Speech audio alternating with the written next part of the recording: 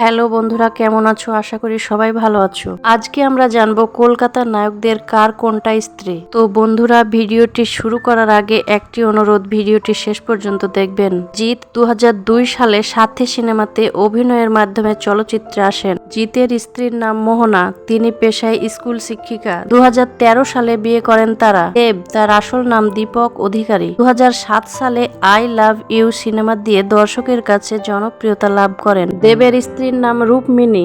অঙ্কুশ হাজরা 2010 সালে কেল্লা ফতে সিনেমা দিয়ে সিনেমা জগতে পা রাখেন তিনি। অঙ্কুশের স্ত্রীর নাম ঐন্দ্রিলা সেন, তিনি পেশায় একজন চলচ্চিত্র শিল্পী। বনি সেনগুপ্ত, তিনি বরবাদ সিনেমাতে অভিনয়ের মাধ্যমে চলচ্চিত্রে আসেন। তিনি কৌশানীকে প্রেম করে বিয়ে করেন। হিরণ চ্যাটার্জি নবাব নন্দিনী সিনেমা দিয়ে চলচ্চিত্রে পা রাখেন তিনি। হিরণের স্ত্রীর নাম অর্ণিতা চ্যাটার্জি। 2008 সালে বিয়ে করেন তারা। তো বন্ধুরা, এই ছিল আজকের ভিডিও। আবার পরবর্তী ভিডিও নিয়ে হাজির হব। সবাই ভালো থাকবেন, সুস্থ থাকবেন।